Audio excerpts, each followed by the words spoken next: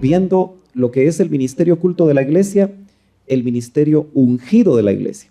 Tenemos 2000 años de tiempo en el que la iglesia está desarrollando el ministerio ungido, porque el ministerio ungido de la iglesia inicia en Pentecostés. ¿Cuántos de aquí hemos sido bautizados con la evidencia de hablar en otras lenguas con el Espíritu Santo? Bueno, usted entonces tiene la oportunidad de desarrollar el ministerio ungido.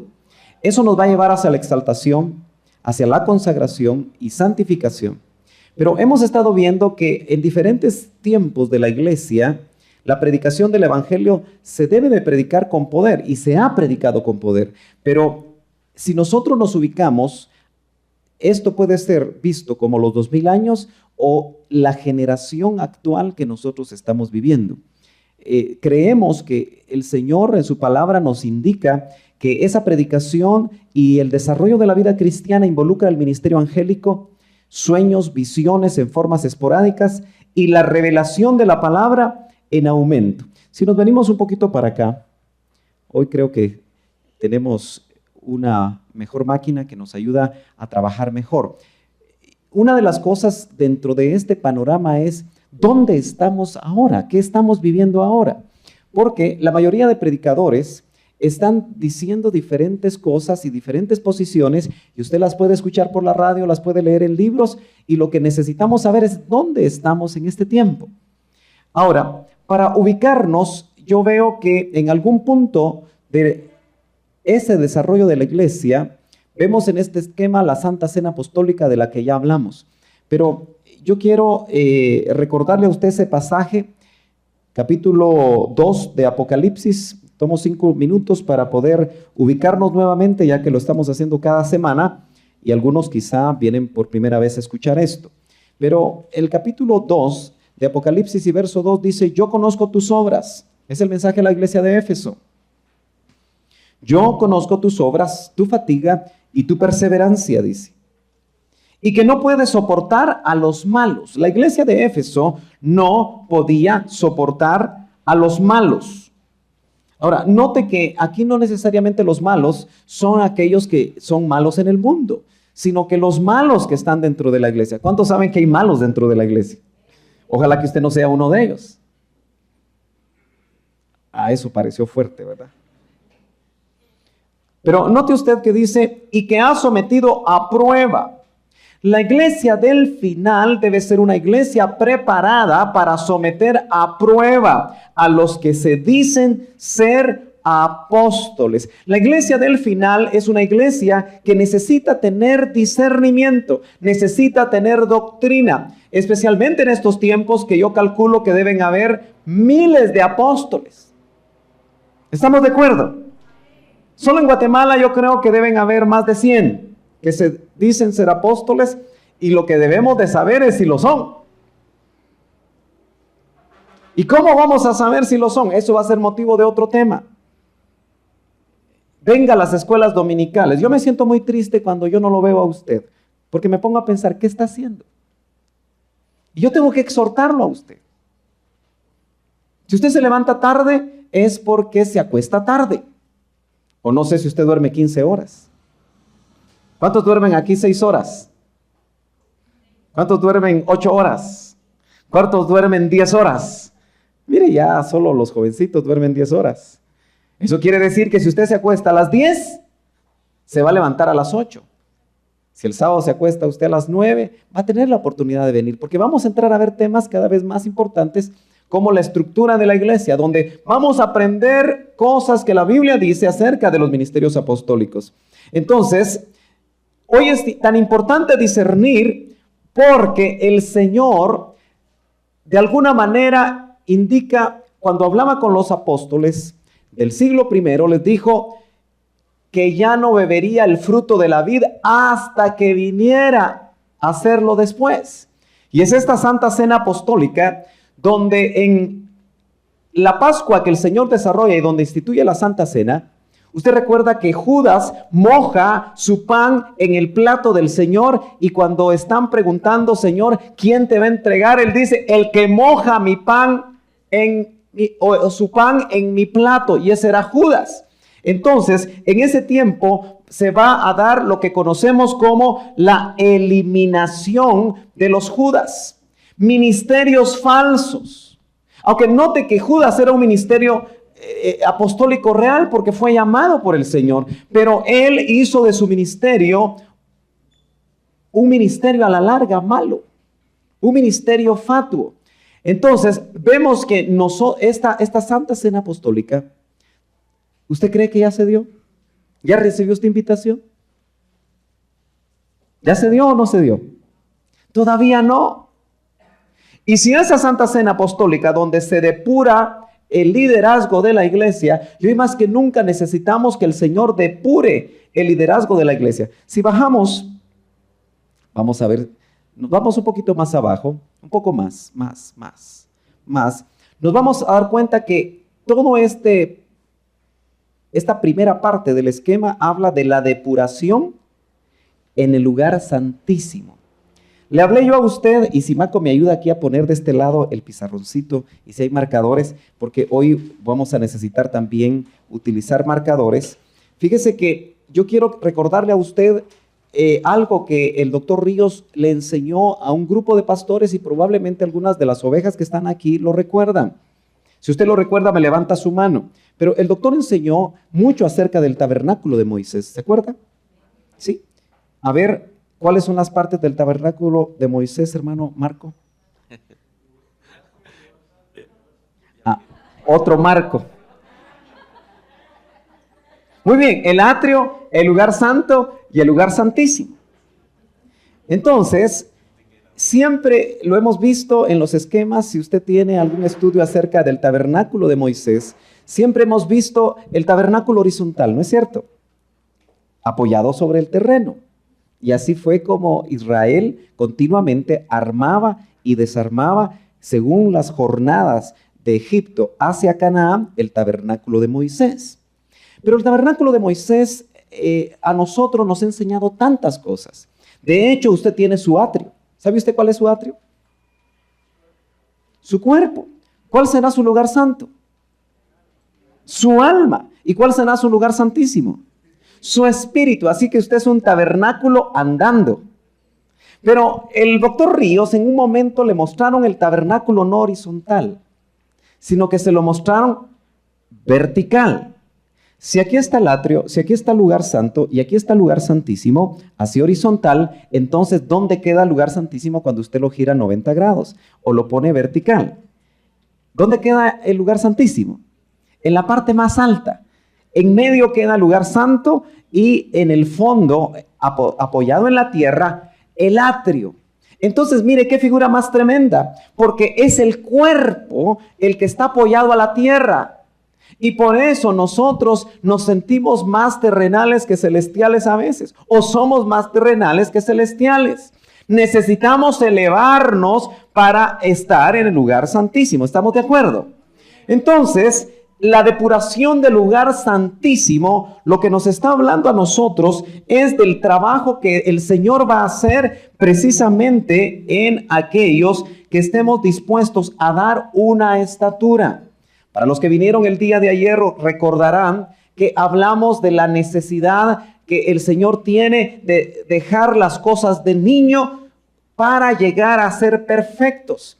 Pablo decía, cuando yo era niño pensaba como niño, hablaba como niño, razonaba como niño. Y hay muchos cristianos que todavía hablan como niños, razonan como niños. Los niños son egoístas, ¿no es cierto? Los niños dicen, mío, mío, mío. ¿Verdad que sí? Los que tienen nietos saben que todo lo quieren ellos y uno no se los puede quitar. Y si uno quiere molestar a un niño, uno le quita algo y dice, mío.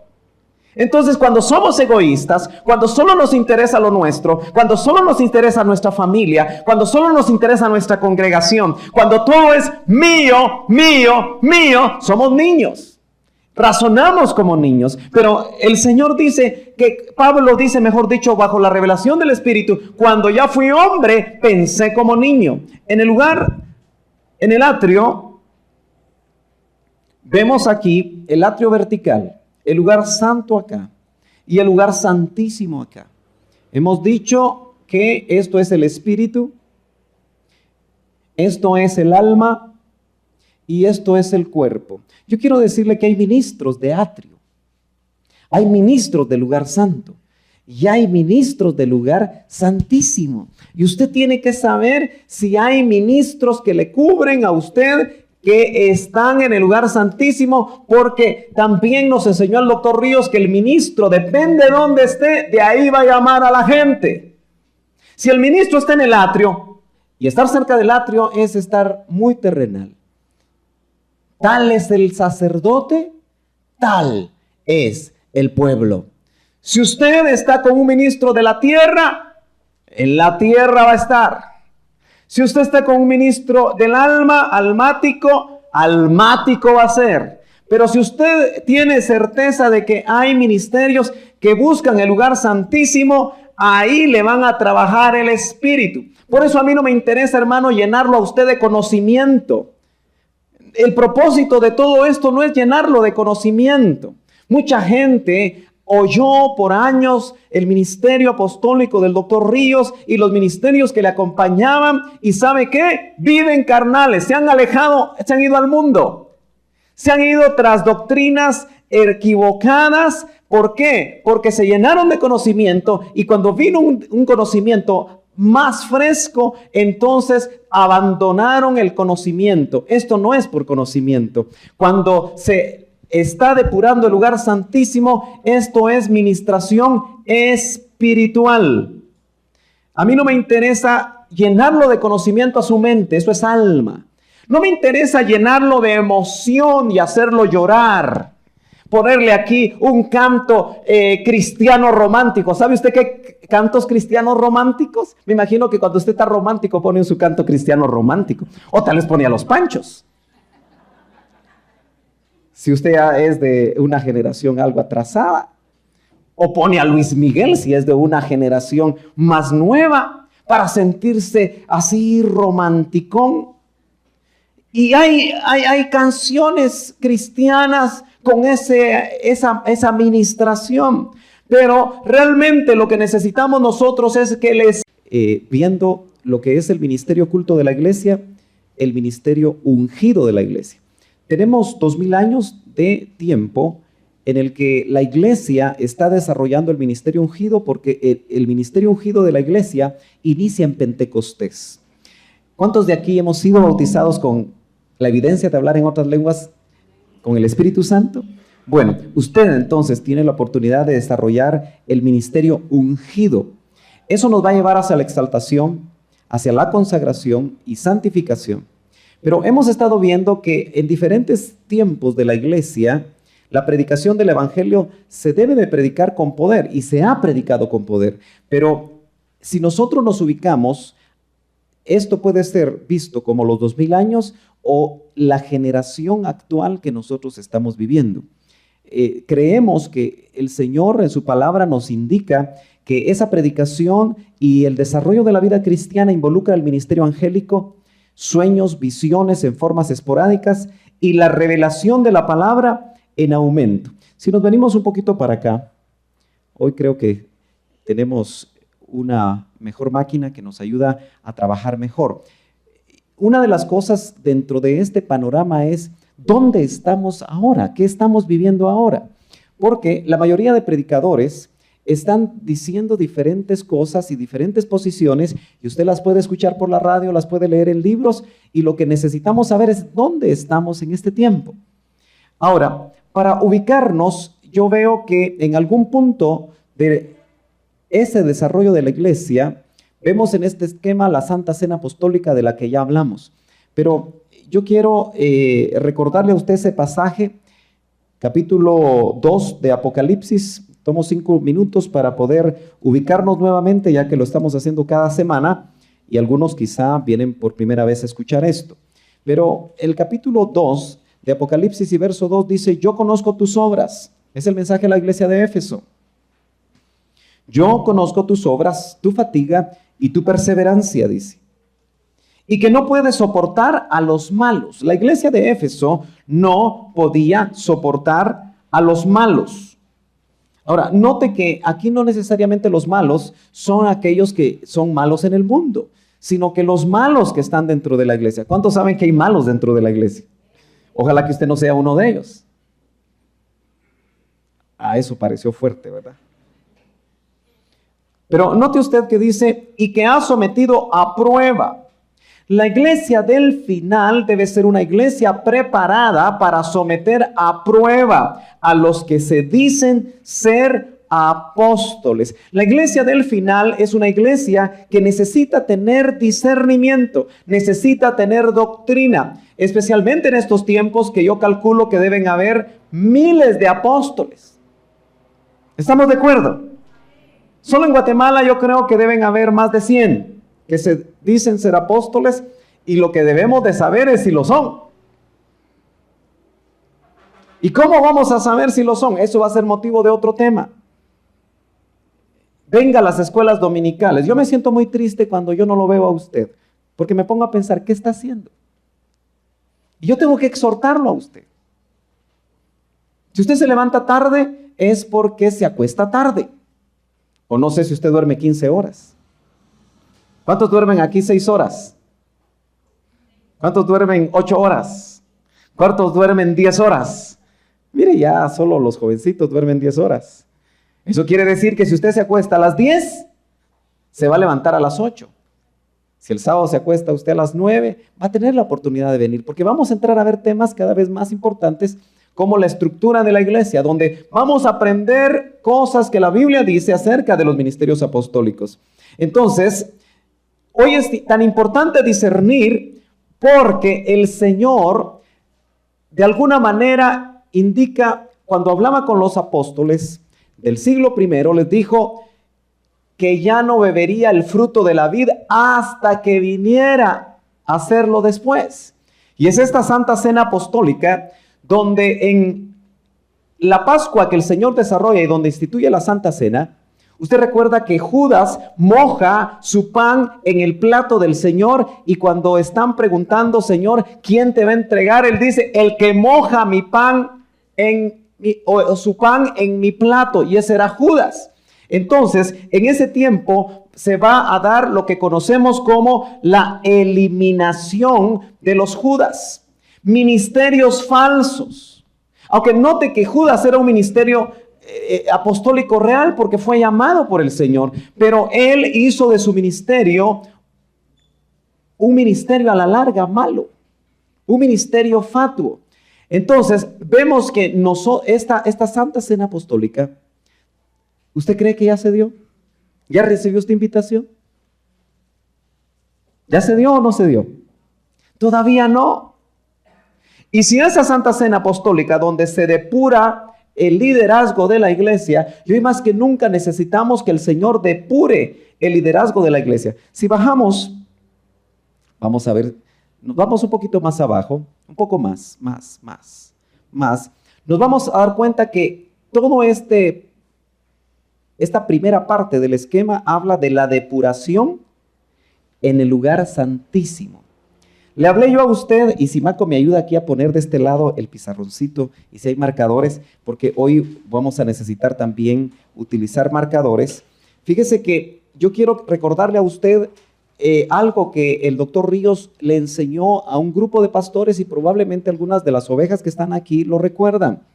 Si usted lo recuerda, me levanta su mano. Pero el doctor enseñó mucho acerca del tabernáculo de Moisés, ¿se acuerda? Sí. A ver, ¿cuáles son las partes del tabernáculo de Moisés, hermano Marco? Otro Marco. Muy bien, el atrio, el lugar santo y el lugar santísimo. Entonces, siempre lo hemos visto en los esquemas. Si usted tiene algún estudio acerca del tabernáculo de Moisés, siempre hemos visto el tabernáculo horizontal, ¿no es cierto? Apoyado sobre el terreno.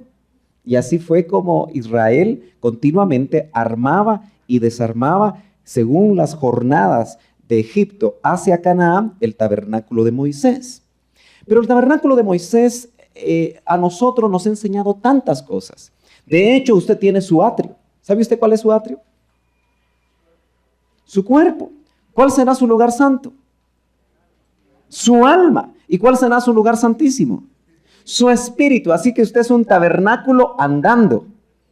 Pero el doctor Ríos en un momento le mostraron el tabernáculo no horizontal, sino que se lo mostraron vertical.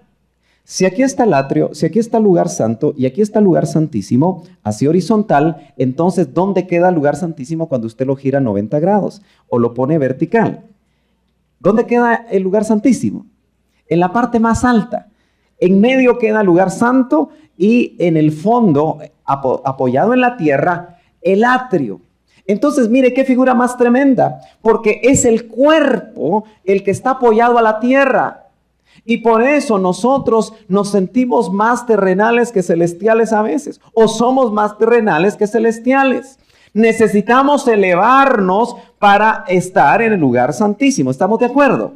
Entonces, la depuración del lugar santísimo, lo que nos está hablando a nosotros es del trabajo que el Señor va a hacer precisamente en aquellos que estemos dispuestos a dar una estatura.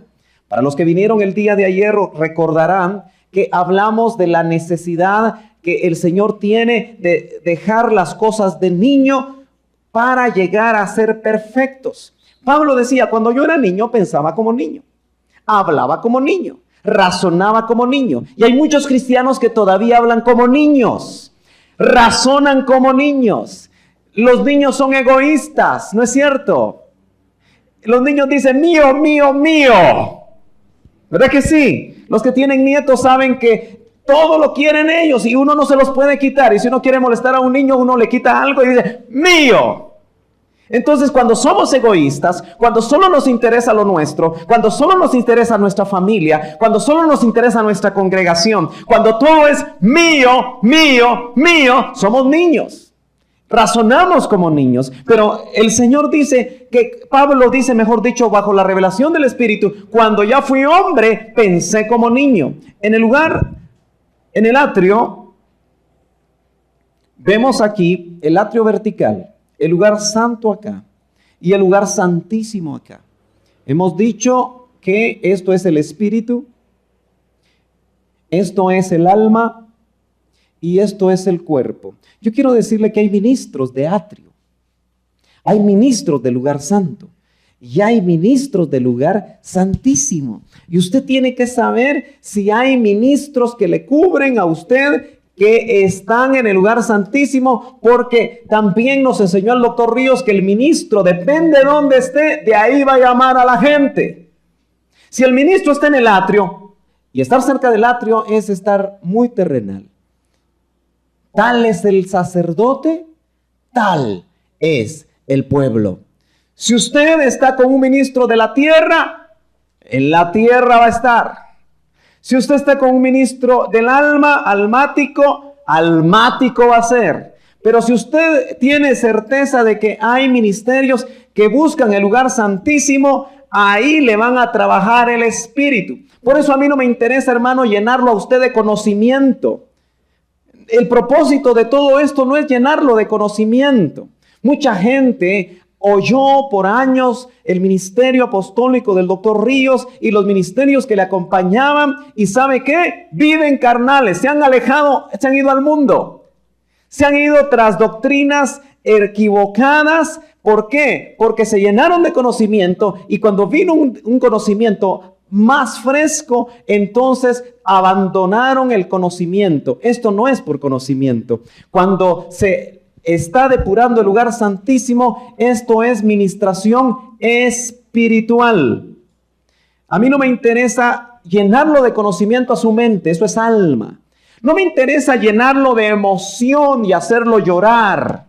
Ponerle aquí un canto cristiano romántico. ¿Sabe usted qué cantos cristianos románticos? Me imagino que cuando usted está romántico pone su canto cristiano romántico. O tal vez pone a Los Panchos. Si usted ya es de una generación algo atrasada. O pone a Luis Miguel si es de una generación más nueva, para sentirse así romanticón.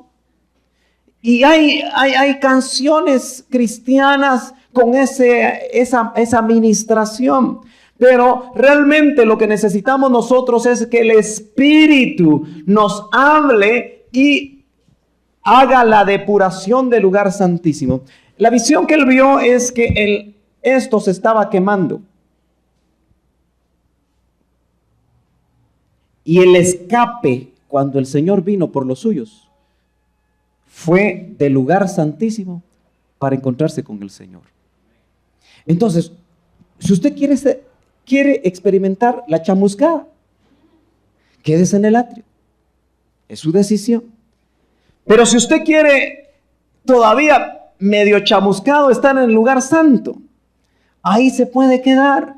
Pero si nosotros nos dejamos trabajar por el Espíritu, de aquí, ahí en el lugar santísimo no van a alcanzar. Esto sería el principio de dolores, como lo vamos a ver. Estos serán el abrir los primeros sellos. Como ve usted acá, en la depuración del lugar santísimo, donde la novia todavía no se ha ido, se abre el primer sello, el segundo sello y el tercer sello. Y Mateo 24, que lo vamos a leer en este momento, habla del principio de dolores. Si usted me acompaña a Mateo 24, nos vamos a dar cuenta que ese pasaje de Mateo 24 nos habla de los tiempos finales. Pero note usted que solamente vamos a leer los primeros versos, porque el principio de dolores está reflejado en los primeros versos. Si usted quiere leer Mateo 24 y quiere saber qué es lo que va a experimentar la novia antes de irse, lea Mateo 24 del 1 hasta el 8. Pero más específico, vamos a leer hasta el 4. A partir del verso 9, eso ya no es para nosotros. Entonces, note usted que dice, ¿lo tiene? Dice el capítulo 24, déjeme llegar a mí, pero todo esto, vamos a leer desde el 4, dice, respondiendo Jesús les dijo, mirad que nadie os engañe. En los tiempos finales nos van a querer engañar. A nosotros se nos dijo que debíamos de discernir en los tiempos finales entre luz y luz. Quiere decir que una luz y otra va a ser difícil de poder discernirla.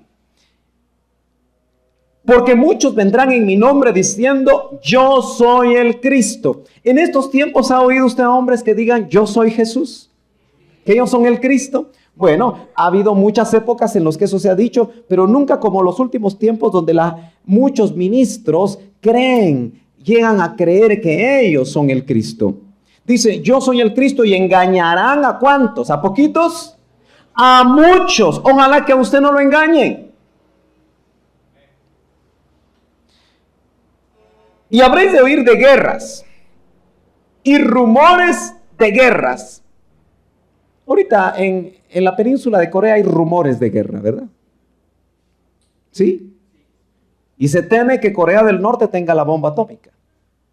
Algunos creen que todavía no ha enriquecido lo suficiente el uranio para poder hacer su propia bomba atómica. Y usted sabe que el presidente de Corea del Norte es un loco. Porque su pueblo se muere de hambre. Pero utiliza los recursos del Estado para crear una bomba atómica. Entonces, oiréis de guerras y rumores de guerras. Dice, cuidado. Estoy leyendo el verso 5 o 6 de Mateo 24. No os alarméis.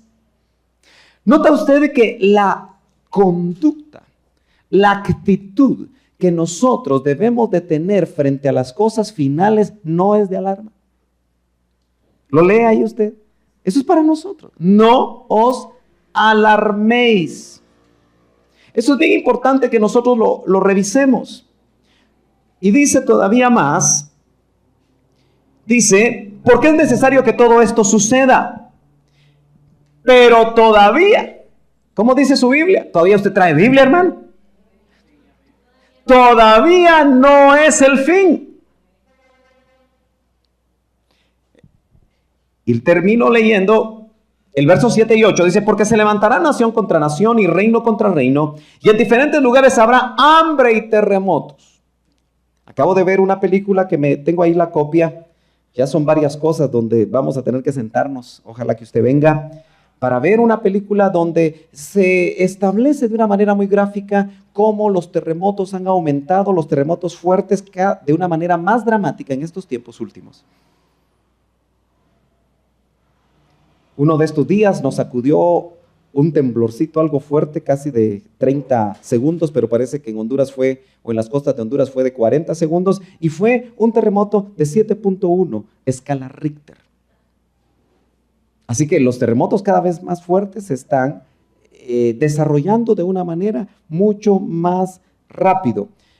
Pero dice el verso 8, pero todo esto es solo el principio de dolores. Ahora, yo quisiera que regresáramos para leer esta parte que usted la tiene ahí en su esquema. Note que mientras el Señor está trabajando con la iglesia acá, depurando el lugar santísimo, paralelamente se está haciendo el trabajo llamado la operación de error.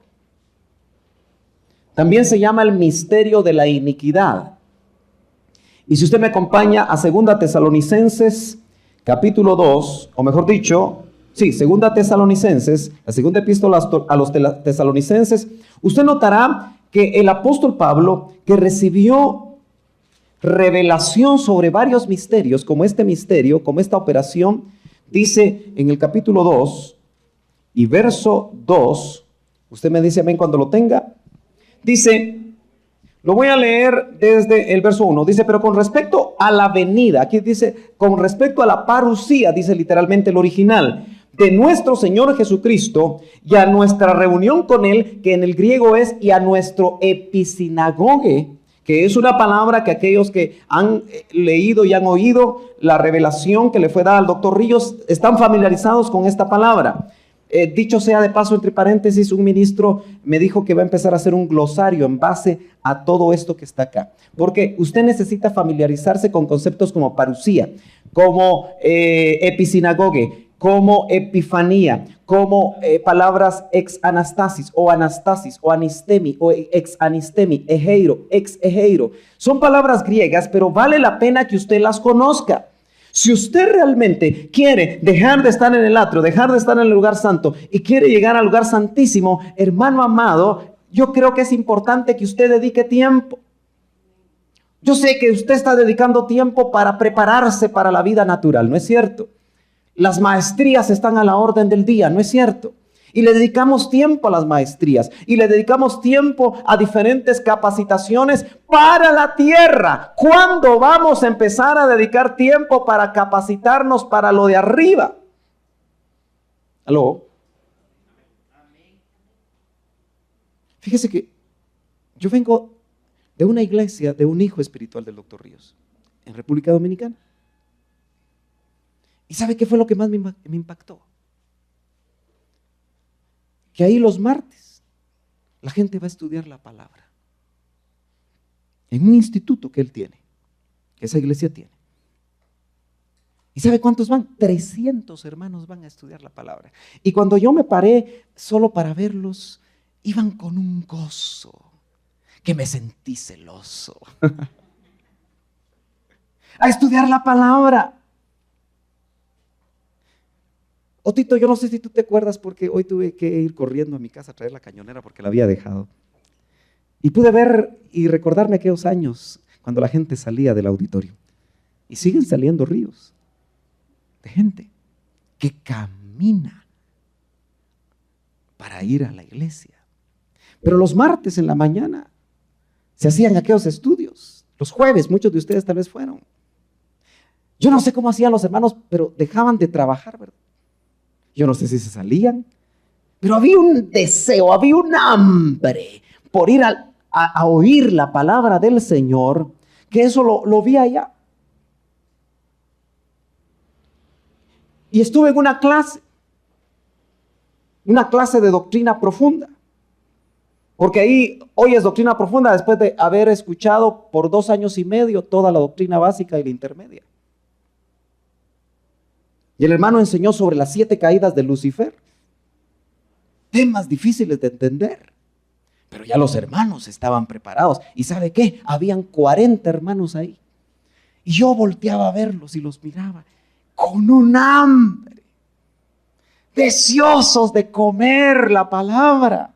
Y tal vez habían llegado sin comer alimento físico. Y lo mismo hacen el sábado. Yo espero que aquí tengamos hambre. Y para tener hambre necesitamos nosotros ir a la palabra. Dice entonces, os rogamos, hermanos, verso 2, que no seáis sacudidos fácilmente. Hermano amado, nos van a sacudir, nos están sacudiendo y usted ni cuenta se está dando con las enseñanzas que se transmiten. Y si hay ministros que caminaron muy de la mano con el doctor, que hoy están diciendo que el Señor ya no viene. Ministros que pastorean miles y caminaron con el doctor Ríos. ¿Qué tal las ovejas? ¿Qué tal las ovejas? Yo espero que usted dentro de un año todavía siga creyendo, si el Señor no ha venido, que el Señor viene. Y no que me diga, mire hermano Sergio, fíjese que ahora ya estoy asistiendo a un lugar donde me están enseñando la verdad. ¿Y sabe cuál es la verdad? Que el Señor ya no viene, fue puro cuento. Yo he oído gente que me ha dicho, me engañaron. Y me lo han dicho en mi cara. Yo espero que ninguno de ustedes vaya a decir eso. Amén. Entonces dice la escritura ahí que hay una operación de error. Leamos el verso 11. Por esto Dios dice, le enviará un poder engañoso. Leamos el verso 10 porque tenemos que hacerle contexto. Y con todo engaño de iniquidad para los que se pierden, porque no recibieron el amor de la verdad para ser salvos. Hermanos, si usted ya no tiene amor por la palabra, ya no tiene amor por la verdad, asústese, porque de parte de Dios, no de parte del diablo. En estos tiempos, dice el verso 11, por eso Dios les enviará, es Dios, les enviará un poder engañoso para que crean en la mentira. ¿Se imagina usted una operación de Dios, un poder engañoso para que usted que no amó la verdad, no usted, sino que alguien hipotético, para que no se me enoje, reciba de parte de Dios un poder engañoso para que crea la mentira? ¿Cuántos miles, quizás millones, ya están recibiendo un poder engañoso para creer la mentira que hoy les están predicando, la mentira que hoy les están enseñando? Verso 12, a fin de que sean juzgados todos los que no creyeron en la verdad, sino que se complacieron en la iniquidad. Esa es la operación de error. Se intensifica el trabajo del falso profeta. ¿Usted sabe que hay cristianos evangélicos que leen más las encíclicas papales que la Biblia? ¿Aló? Usted sabe que mucha de la doctrina del famoso reino ya, usted sabe que la iglesia evangélica, yo se lo tengo que volver a decir, se está preparando para poner un presidente cristiano. Vienen los próximos 2 años de actividad política fuerte. Y sabe que si usted no tiene trabajo, tenga cuidado, porque mucho desempleado se mete a la política para que le den trabajo, como decimos popularmente en este país, para que le den hueso. Y empieza a hacer todo lo que le dicen los políticos. Ahora, usted sabe que en este país hay una organización fuerte, muy grande. No puedo mencionar nombres por razones obvias, pero que su interés es preparar jóvenes en las universidades. Le echan el ojo al estudiante que es sobresaliente y lo toman y le dan becas y lo mandan al extranjero y lo preparan. ¿Para qué? Para que ocupe un puesto importante dentro de la política de ese país. Y eso se mueve a nivel mundial. Hoy la iglesia evangélica está haciendo lo mismo. Y no digo que sea malo que nos preparemos. Yo mismo estoy terminando una maestría. Pero eso no me desequilibra. Yo creo que es bueno que nos preparemos, pero sin desequilibrarnos. Yo creo que debemos estar preparados. Pero El plan es de esa línea de la cristiandad poner autoridades. Hoy hay colegios cristianos que están preparando a los muchachos para que estudien ciencias políticas. Y uno podría decir, ok, está bien. Pero el propósito final es que ambas organizaciones están confluyendo y están haciendo el trabajo al anticristo. Porque están confluyendo y todo el esfuerzo es para hacer plataformas. Y ambos están pensando lo mismo, que la iglesia debe establecer el reino ya. No es Cristo el que lo va a venir a establecer. Es la iglesia la que lo va a hacer. Y como la iglesia somos los hombres que hemos creído en el Señor, entonces se oye muy fuertemente los mensajes ahora y que motivan a muchos jóvenes que no saben sobre esto a que se preparen. ¿Pero para qué? Para tomar el reino ya en la tierra. Eso lo empezó a predicar Agustín de Hipona desde el siglo V. Y empezó a decir Agustín de Hipona, usted tiene que averiguar a quién influenció por más de 1000 años Agustín de Hipona. Pero empezó a decir, no hay tal milenio de 1000 años. Eso es espiritual. No hay una semana 70 de Daniel de 7 años. Esto se debe de interpretar espiritualmente. El Señor ya vino y estableció el reino. Ahora le toca a la iglesia hacerlo. Y bajo esa línea de interpretación bíblica se camina en la tierra aquellos que le hacen caso a Agustín de Hipona. Pero asústese, muchos cristianos evangélicos le están haciendo caso a Agustín de Hipona ahora. Y están negando las tremendas verdades. Yo lo único que puedo entender es que esta operación de error se está multiplicando. Pegámonos un poquito más por acá. No, al revés. Muy bien. Aquí. ¿Logra leer ahí usted? Subamos un poquito. Tal vez lo logra leer ahí, aunque ustedes tienen ahí su esquema. Bajemos un poquito más acá. No, al revés. Muy bien, ahí. ¿Nota usted que el trabajo que el Espíritu Santo quiere hacer con nosotros es llevarnos a una consagración total donde se eliminan los infieles? Porque la iglesia tiene que seguir este curso. Esta consagración total el Señor la tuvo en Getsemaní, el lugar de las olivas machacadas. ¿Te estarás preparando tú para tu Getsemaní? El lugar donde se te va a pedir la voluntad. Al Señor en Getsemaní le pidieron 3 veces su voluntad para que hiciera el plan de Dios. Hermano, ¿estarás tú consciente que lo que estás desarrollando día a día es tu plan o será el plan de Dios? ¿Estás seguro que Dios te está guiando y te está llevando a lo que estás haciendo? ¿O será que hay una cita con nuestro Getsemaní, donde el Señor nos va a pedir nuestra voluntad para que se la entreguemos, para que por fin Él pueda usarnos a nosotros como instrumentos para su obra, de acuerdo a su voluntad? El Señor en Getsemaní sabemos que Él entregó su voluntad. Y vemos que este tramo pequeño es entre Getsemaní y la cruz.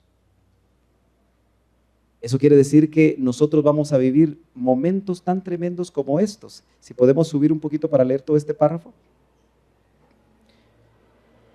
Ahora vamos a vivir la intensidad de la administración de ángeles. Yo he estado repitiendo eso continuamente. Hermanos amados, necesitamos esa administración angélica. ¿Usted se imagina cuando un ángel se le haga visible a usted? Usted se va a volver loco. Pablo era un loco. ¿Se acuerda cuando dice, permítame esta locura? O sea que en los momentos finales vamos a tomar decisiones que al mundo le van a parecer raras. ¿Por qué? Porque va a haber ministración angélica. Van a haber sueños, pero intensificados. Visiones. porque va a ser una administración preparatoria para la exaltación. Hermanos, la iglesia todavía no sabe lo que es la exaltación. Nosotros debemos de empezar a prepararnos para que el Señor nos exalte como fue exaltado Esteban. Esteban fue exaltado para ser un mártir. Cuando uno es exaltado, como Jesús fue exaltado en Getsemaní y Esteban, antes de ser apedreado, hay por lo menos 7 características en la vida de Jesús y en la vida de Esteban que nosotros podemos darnos cuenta que nos preparan para esos momentos. Cuando alguien es exaltado, ya no tiene temor a la muerte. Es muy probable que en el principio de dolores, cuando se intensifica esa labor del falso profeta, haya persecución. Hermano amado, las iglesias van a sufrir algún tipo de persecución. Ya ahorita están tratando de ver cómo preparan leyes para perseguir fiscalmente a las iglesias. Y después vendrán otras leyes. Porque de alguna manera todo eso lo vamos a tener que vivir nosotros todavía, pero esto que es sobrenatural, va a haber persecución, traición de líderes falsos. ¿Su fe está lo suficientemente fuerte para ir a la cárcel? ¿Por su fe? No me responda. Pero lo que se vivió al principio, ¿no cree que la iglesia lo va a vivir al final? Persecución y muerte. Si vamos aquí al punto alto, este punto alto equivale cuando el Señor muere.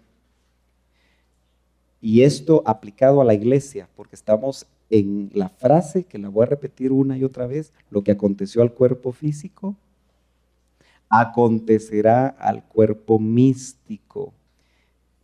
Primera Tesalonicenses capítulo 4 y verso 14, desde el 13, dice: pero no quiero, hermanos, que ignoréis acerca de los que duermen. Note que el cristiano no ha muerto, o no va a la muerte, o ¿cómo lo explico mejor? No se habla que su estado en la tumba sea de muerte, sino que habla de dormir.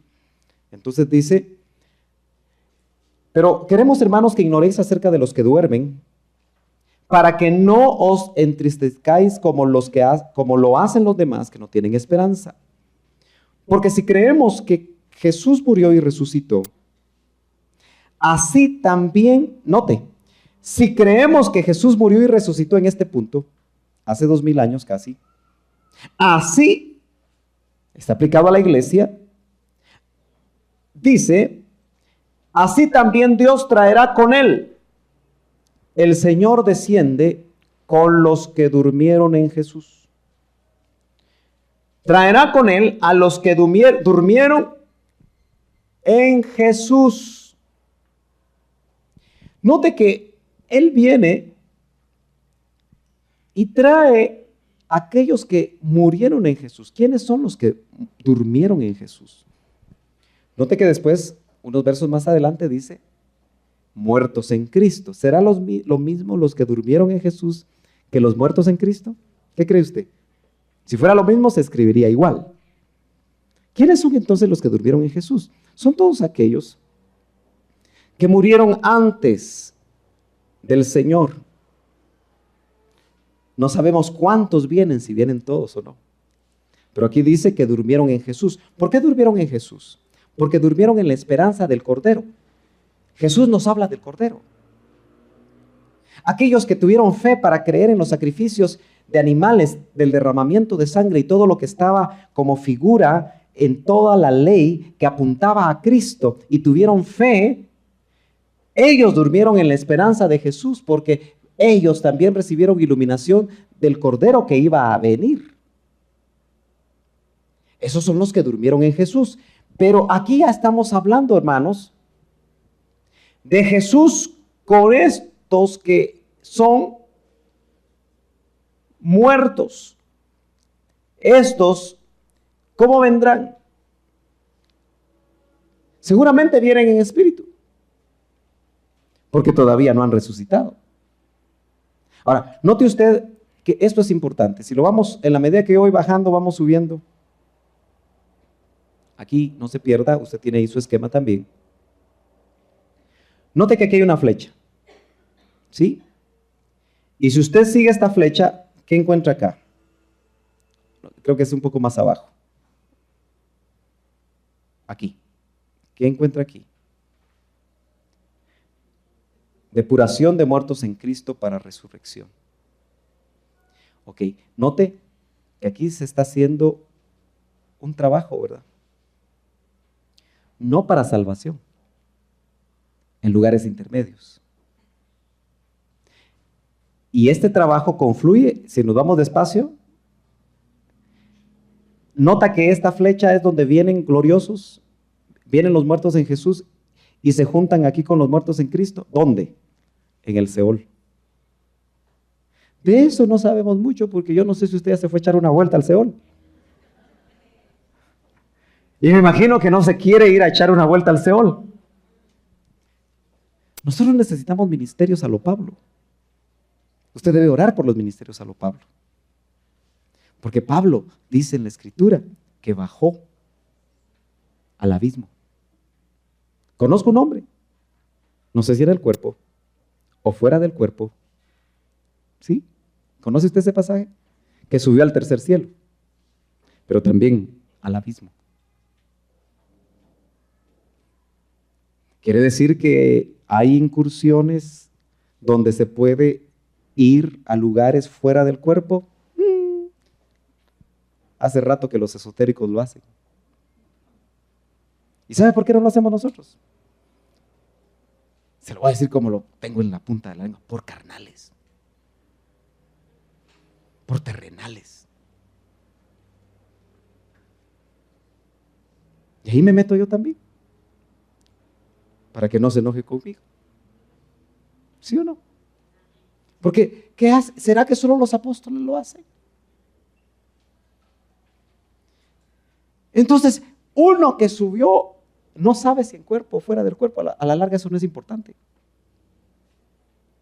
Habla de los lugares en el tercer cielo, ¿verdad? Tiene revelación. ¿Cuántas cosas se quedaría Pablo con ellas?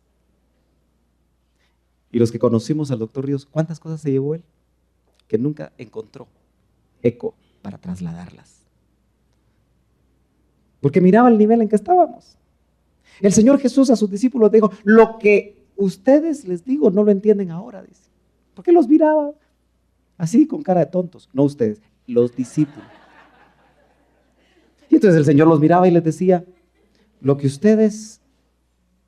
les digo no lo entienden ahora. Siempre van a haber cosas que no entendemos ahora. Porque como oíamos ayer, hoy conocemos en parte, seccionado. Pero un día vamos a conocer completo. Cuando venga lo perfecto, cuando venga lo completo, cuando venga lo maduro, entonces conoceremos como hemos sido conocidos. ¿Usted se imagina esa reunión? En el Seol. ¿Qué es el Seol? Por eso necesitamos el glosario.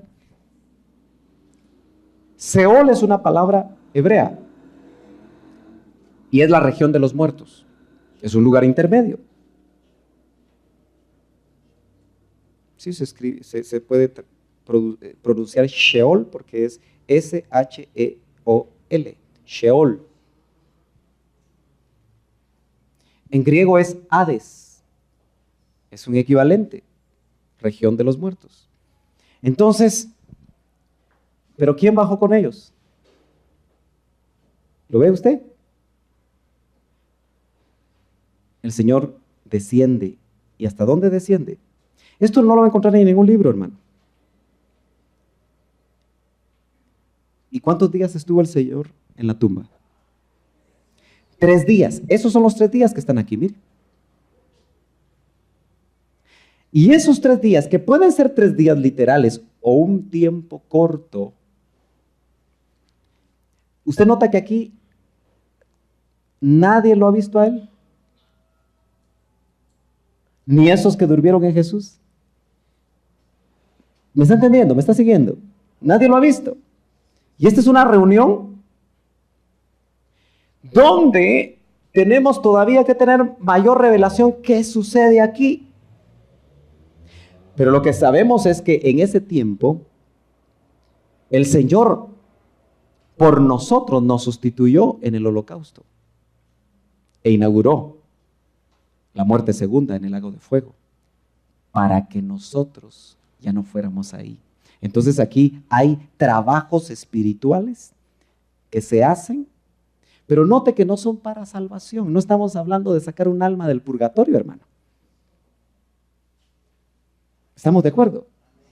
No estamos hablando de eso, estamos hablando de perfeccionamientos. ¿Por qué? Porque estos que durmieron en Jesús, lo que tenemos que ver es si vienen solo como testigos. Porque los muertos en Cristo que vienen acá están listos para, conforme voy subiendo, por favor, tú vas bajando. ¿Qué dice aquí? ¿Qué dice? Muertos en Cristo se levantan gloriosos y glorificados. ¿Nota? Y aquí hay unas palabras que vale la pena en esta parte que usted pueda estudiar. Por ejemplo, ek anistemi. Vamos a tratar de hacer ese glosario. Pero ek anistemi, si usted lo quiere estudiar en su concordancia, es una palabra compuesta de dos, la 1537 y la 450, si usted lo quiere estudiar.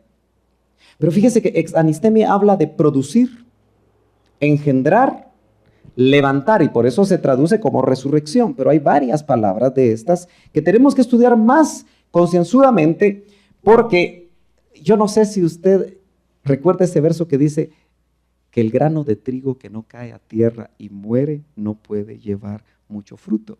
Y también Primera de Corintios 15 habla del grano que cae a tierra, hablando de las resurrecciones, porque todo el capítulo 15 de Primera de Corintios habla de resurrecciones. Y dice, el grano que cae no es el mismo que nacerá, dice.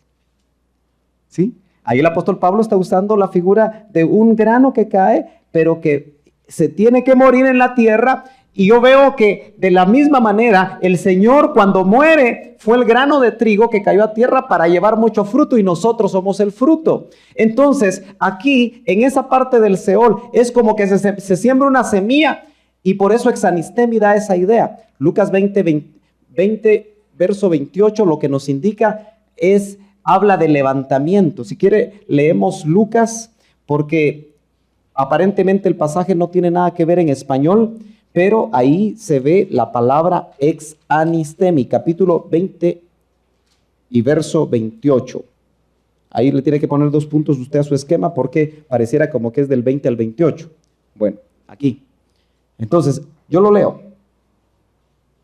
Lucas 20. Déjeme ver si este es el que. 20, 28. Dice, diciendo, maestro, Moisés nos escribió, si el hermano de alguno muere teniendo mujer y no deja hijos, que su hermano tome la mujer y levante. Levante, la palabra levante es ex anistemi, descendencia a su hermano. Entonces, note que por eso ex anistemi se traduce engendrar o producir. Entonces, lo que vemos aquí abajo, en el Seol, el trabajo que está haciendo el Señor, es una clase de engendramiento. ¿Usted se recuerda que Hebreos dice, hijo mío, yo te he engendrado hoy? ¿Dónde ubicamos esa frase? Sino que en la misma matriz del centro de la tierra, donde el Señor resucita después de que el diablo creyó que había ganado la partida, porque los demonios hicieron fiesta cuando el Señor muere en el holocausto, en la segunda muerte. Acuérdese que en la cruz fue su primera muerte. Esto parece herejía para algunos que no creen en esto, Pero es importante darse cuenta que Él no solamente muere en la cruz, donde ahí derrama sangre, pero en la segunda muerte, en el lago de fuego, su cuerpo es consumido hasta las cenizas, para que nosotros no siguiéramos la ruta del pecador. Por eso esa es la doctrina de la sustitución. De eso vamos a hablar también, porque quizá ustedes no lo han oído, no lo recuerdan o no lo entendieron. Pero es importante darnos cuenta que no es muerte, son muertes. Entonces, ahí vemos nosotros que se hace un trabajo de engendramiento. Hijo mío, yo te he engendrado hoy. Y en el contexto dice, ahora adórenle los ángeles, porque ahora Jesús resucitado, Cristo resucitado, es adorable. Hay un engendramiento. ¿Me está siguiendo, hermano? Está muy callado usted. Por lo menos diga amén si lo cree. Gloria a Dios. Entonces, aquí es Primera de Tesalonicenses 4:16. Los muertos en Cristo resucitarán primero. Sigamos subiendo aquí. Este punto es importante. ¿Sí? Y también Primera de Tesalonicenses 1:10. Vamos a ver, ya vamos terminando. Note usted que estamos avanzando poco, pero ¿está dispuesto usted que vayamos despacio? ¿Va a venir usted los domingos? ¿No se va a capear? Hoy se capearon un montón, solo que no sé dónde los hubiéramos puesto. Pero fíjese que Primera de Tesalonicenses, capítulo 1 y verso 10 dice, y esperar de los cielos a su Hijo. Aquí está el Señor. Y note usted que aquí es donde Él, si bajamos un poquito, aquí está, esto. Cristo se hace visible, pero se hace visible para los suyos. Amén. Ahorita vamos a leer otro pasaje. Y esperar de los cielos a su Hijo, el cual resucitó de entre los muertos, es decir, a Jesús, quien nos libra. ¿De qué nos libra? De la ira venidera. ¿Pasará la novia la tribulación, la ira del Cordero? ¿O la ira de Dios? No. Así deberíamos decir todos. Note, nos libra de la ira venidera, pero esperamos de los cielos. Y dice Tesalonicenses, ahí mismo, primera, capítulo 4, verso 16, pues el Señor mismo descenderá del cielo con voz de mando, con voz de arcángel y con la trompeta de Dios, y los muertos en Cristo se levantarán primero. Es esto. Pero nota que hubo una administración misteriosa abajo. Nota cómo calza lo que aconteció al cuerpo físico. Acontecerá al cuerpo místico. Entonces nosotros, los que estemos vivos y que permanezcamos. Ahorita la palabra clave, hermano, es, si tú llevas 30 años de tener esta esperanza, permanece. No te detengas, no te desanimes. Y que permanezcamos, seremos arrebatados juntamente con ellos en las nubes al encuentro del Señor en el aire, y así estaremos con el Señor para siempre. ¿Nota? Segunda Tesalonicenses habla de nuestra reunión con Él. Todo eso es esto. Estos pasajes que están aquí, que usted los puede leer despacio. Lucas 9:28. Leamos Lucas 9:28. Rapidito. Mire, yo estoy pensando algo. Llevamos 3 enseñanzas. ¿Verdad que sí? 3 domingos. ¿Usted tiene preguntas? Un montón, ¿verdad? Y ahora que tiene el esquema, pues usted va a estudiar y va a leer y va a sacar sus preguntas. Yo estoy pensando que nos reunamos un sábado completo. ¿Cuántos vendrían? Bueno, no todos levantaron la mano, qué sinceros son ustedes. Para tener un tiempo más amplio y hacer preguntas. Si no se las puedo responder yo todas, nos vamos a orar todos para que el Señor nos dé revelación. Amén. Pero es importante que nosotros estemos claros. Eso sí, vamos a hacer ese sábado si usted estudia, si usted escudriña, si usted se mete, para eso tiene ya el esquema. Si no, me va a venir a preguntar, solo me va a quitar mi tiempo. ¿Estamos de acuerdo? Porque yo lo que anhelo es que usted se meta. Y el Señor le puede dar revelación. Por eso cuando usted va a estar estudiando y le dicen que le van a pagar menos en el trabajo, amén, va a decir usted, y sigue estudiando. ¿Sí o no? Que mañana le quitan el cuarto, usted sigue estudiando. Y en la noche el Señor hace un milagro y toca a alguien para que le pague su renta. O consigue el trabajo que no tiene. ¿Amén o no amén? Y usted está estudiando y se le fue un negocio donde perdió 20,000 quetzales. No le importa.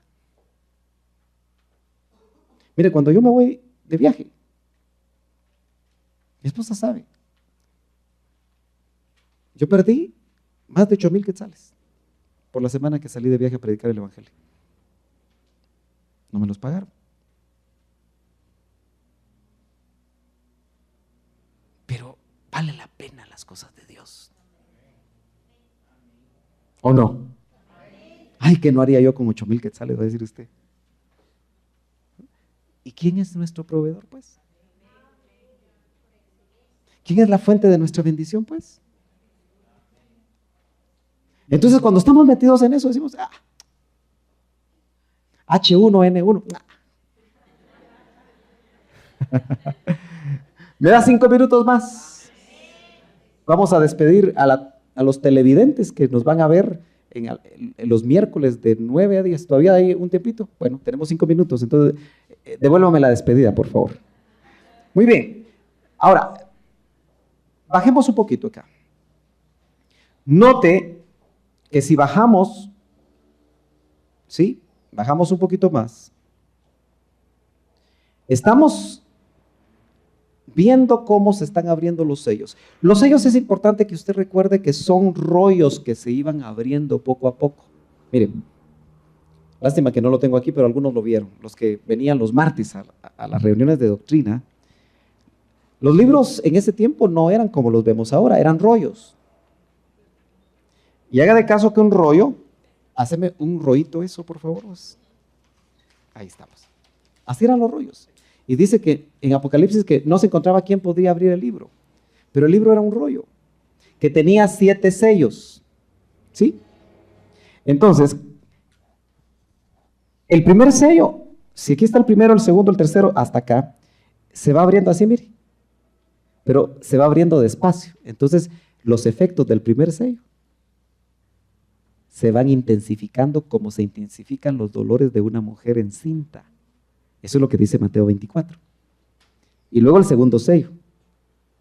Y luego el tercer sello. Eso puede tomar tiempo, puede tomar años. ¿Me está siguiendo, hermano? Eso es bien importante que usted lo recuerde. Gracias. Entonces, usted puede estudiar y leer los sellos.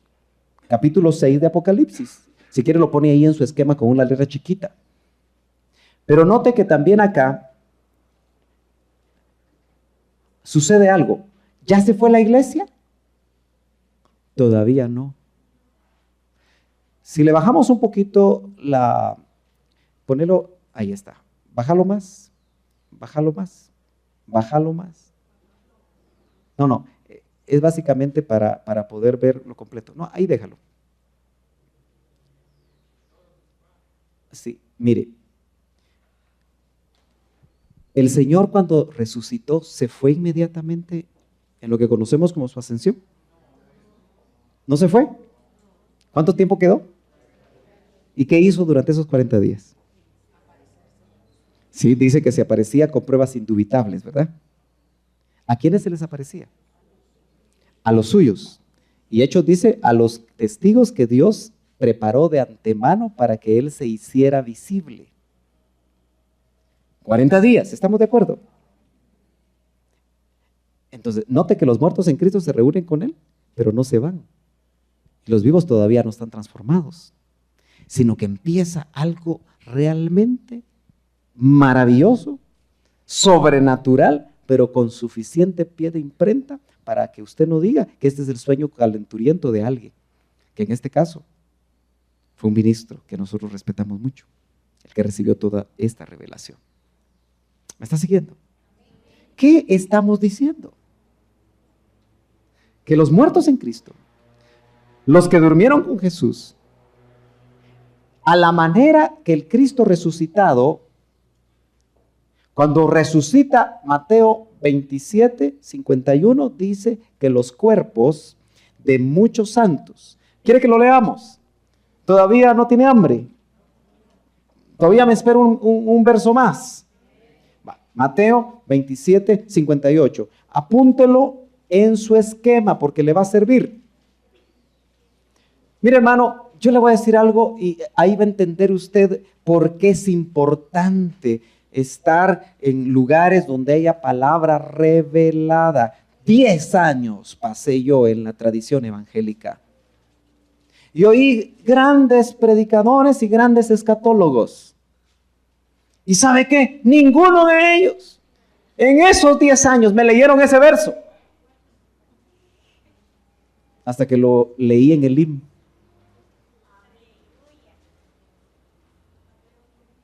Y muchos cristianos tradicionales no paran mientes en este verso. 27, 51. Y he aquí, el velo del templo se rasgó en dos, de arriba a abajo. De arriba a abajo. Porque es un trabajo de Dios. El velo que estaba en el lugar santísimo, en el templo de Herodes, que fue la reconstrucción del templo de Salomón. Y los sepulcros que se abrieron. Y los cuerpos de muchos santos que habían dormido, ¿qué? Resucitaron. O se levantaron. Ahora yo quiero ponerlo en antecedentes. Cristo es las primicias de la resurrección de entre los muertos, ¿no es cierto? Lo dice 1 Corintios 15. Y hay 7 turnos de resurrección.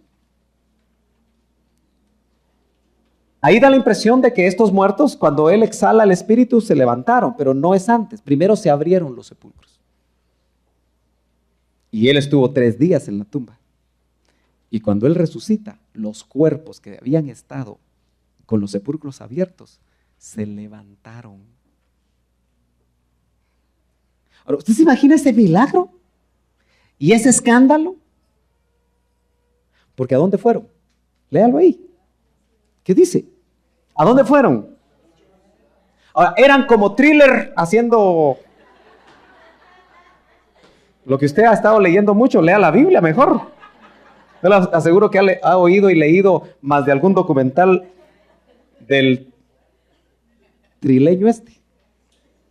Que Dios tenga misericordia, ¿verdad? Pero no son como en thriller. O como las películas de gente descarnada que hacen en Hollywood. Ellos se levantaron. ¿Y a dónde fueron? ¿Cuál es la santa ciudad? Algunos interpretarán que es en el cielo. Ahí es cuestión de todos los días. Porque Dios es un Dios de vivos. Y saliendo de los sepulcros, nota 58, tiene que entenderse aquí, y saliendo de los sepulcros después de que Cristo resucitó. Y saliendo de los sepulcros después de la resurrección de Jesús, claramente, ¿verdad? Entraron en la santa ciudad y se aparecieron a muchos. Lo que aconteció al cuerpo físico de Jesús le acontecerá al cuerpo místico. Hermano, preparémonos, porque yo estoy seguro que muchos de los muertos en Cristo que ya se fueron van a ir a tocarnos a la casa. ¿Y sabe qué? Ya resucitados. Acuérdense que los muertos en Cristo ya tuvieron una reunión con Él.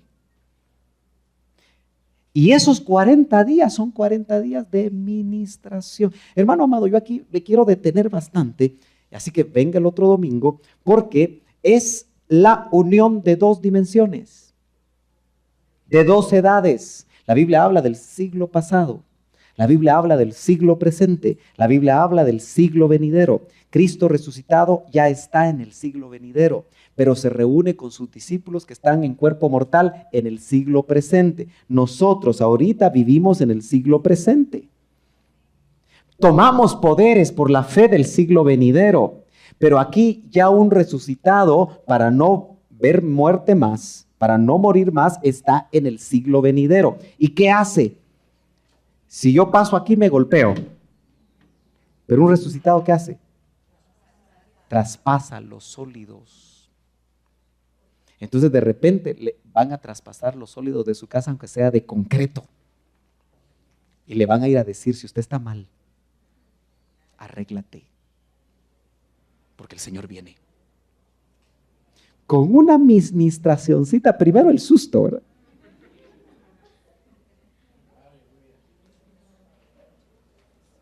Primero el susto. Hoy no están nuestras hermanas que en agosto del año pasado sufrieron una pérdida terrible. Y cómo me hubiera gustado que estuvieran hoy para decir lo que voy a decir. Pero estoy seguro que sus esposos van a venir. Y lo más tremendo es que van a venir a chequear cómo están. Y si los hijos no están bien, o si las esposas no están bien, y eso lo generalizo para todos. Yo sé que mi mamá va a venir. Porque yo tengo la tesis de que estos muertos eran contemporáneos. No era Abraham, no era Daniel. A Daniel le dijeron: te vas a levantar en tu turno. Eran contemporáneos. Porque ellos fueron testigos abajo de lo que sucedió. Y se imagina qué van a venir a decir. Esa es la depuración del lugar santísimo. Si ahora apenas tiene la iglesia dones. En las miles y miles de congregaciones cristianas están llegando jóvenes que están en fornicación. Y nadie lo sabe. Llega un montón de gente que está en adulterio. Y los dones se mueven poco. La palabra de ciencia se mueve poco. Los ministerios proféticos brillan por su ausencia, aunque van a venir. Y se aparece un cristiano que te conoce de cerca, tal vez el esposo que se fue, y te dice: mija, ¿por qué estás caminando así? ¿Por qué le estás dando prioridad a esto y no a esto? ¿Cómo cree que vamos a quedar después de esas ministraciones?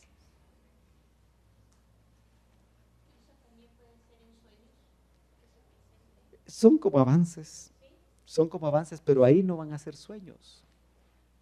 Eso pueden ser en sueños, claro, han habido experiencias en sueños, las hemos oído, pero esto es, ¿cómo es el cuerpo resucitado? ¿Cómo era el cuerpo resucitado de Jesús? ¿Se podía tocar?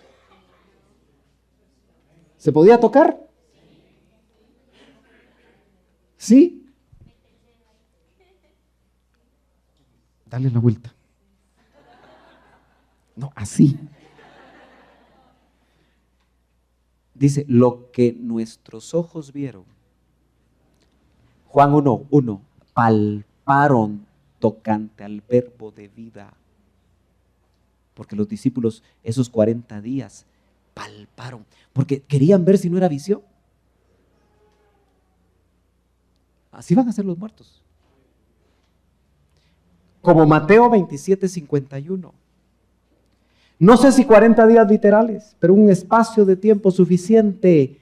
Y eso lo vemos aquí en el esquema. ¿Por qué? Porque en esos 40 días, usted puede ver aquí, ahora sí ampliemos. Y usted lo ve en su esquema. Hasta aquí nos vamos. Hasta aquí están las primicias de la cosecha. Hasta aquí está la gloria del sol. Este nivel es la estatura del varón perfecto que debemos alcanzar. ¿Nota usted que es a través de esa administración sobrenatural donde verdaderamente la iglesia va a empezar a subir y a ser exaltada, a ser consagrada? ¿Pero consagrada dónde?